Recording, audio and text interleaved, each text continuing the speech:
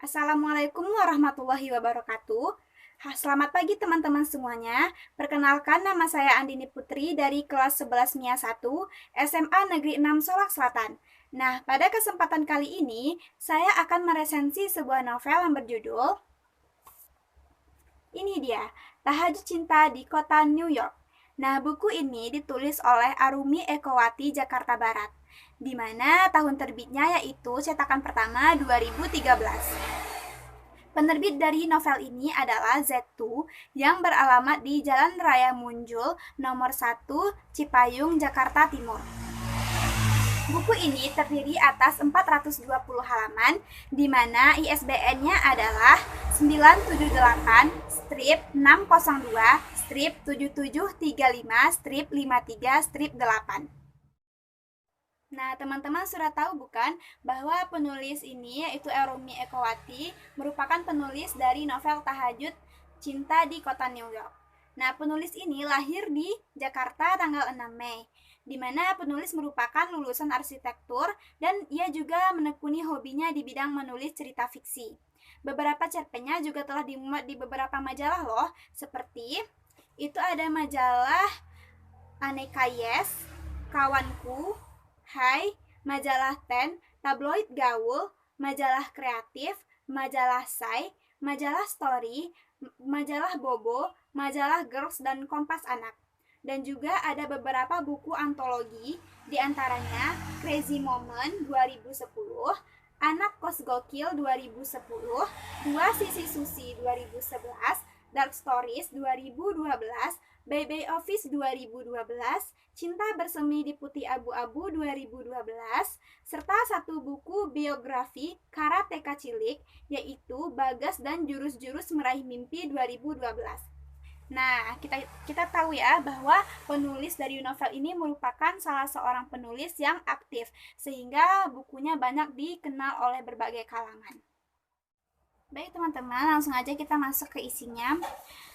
Novel ini berawal dari seorang Dara Paramita, yaitu gadis Indonesia yang kuliah di kota New York dengan jurusan fashion. Tentu saja di kota New York itu ia hidup dengan bebas dan jauh dari norma agama. Dara mempunyai seorang sahabat bernama Keira yang juga berasal dari Indonesia. Selain Keira, Dara juga mempunyai sahabat bernama Brian. Mereka hidup di sana dengan bebas dan berpakaian serba terbuka, juga dengan perilaku-perilaku yang tidak sesuai dengan norma agama. Suka mengunjungi diskotik-diskotik yang ada di New York. Namun, siapa sangka Dara menemukan hidayahnya di kota New York.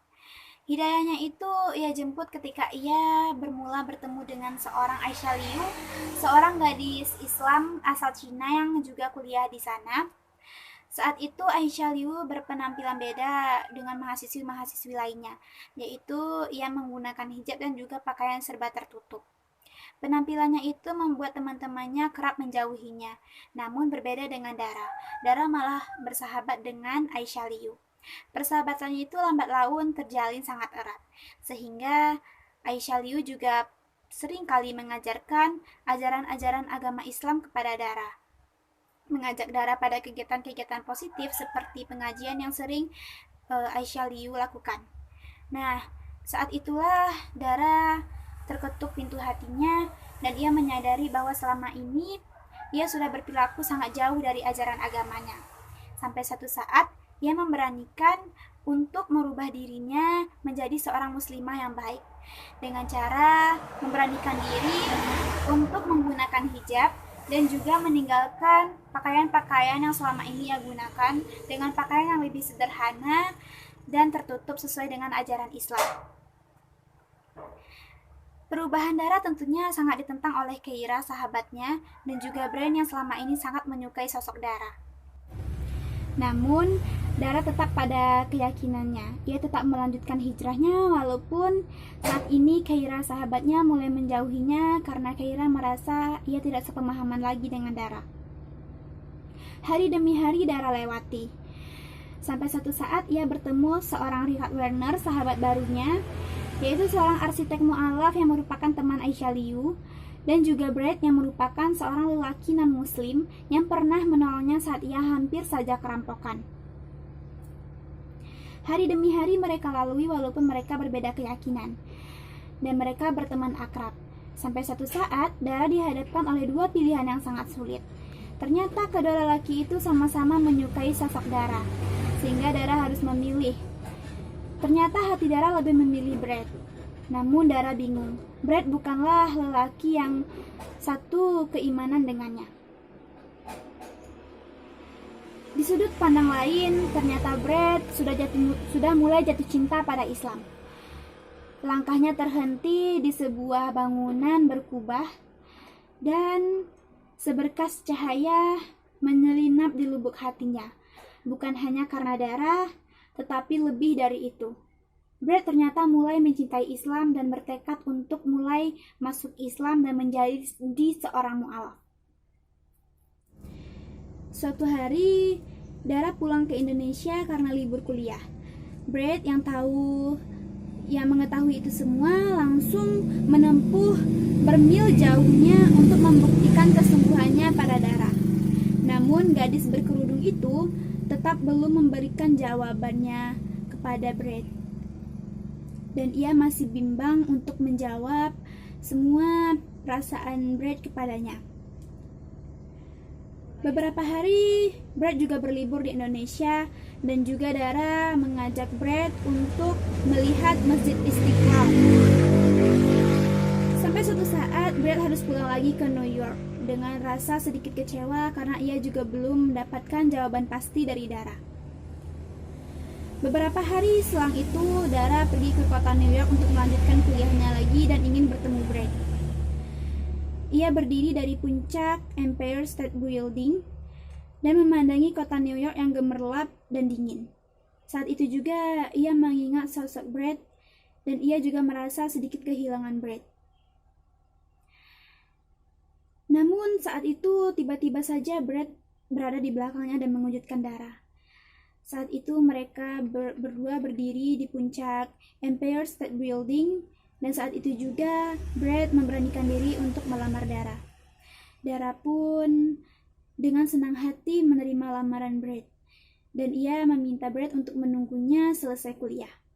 Nah, itulah beberapa sinopsis dari novel ini.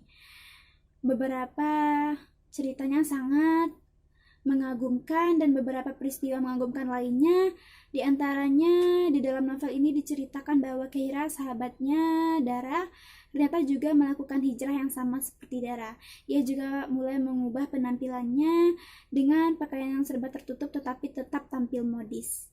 Baiklah teman-teman semuanya, itulah beberapa intisari atau isi serta sinopsis dari novel ini.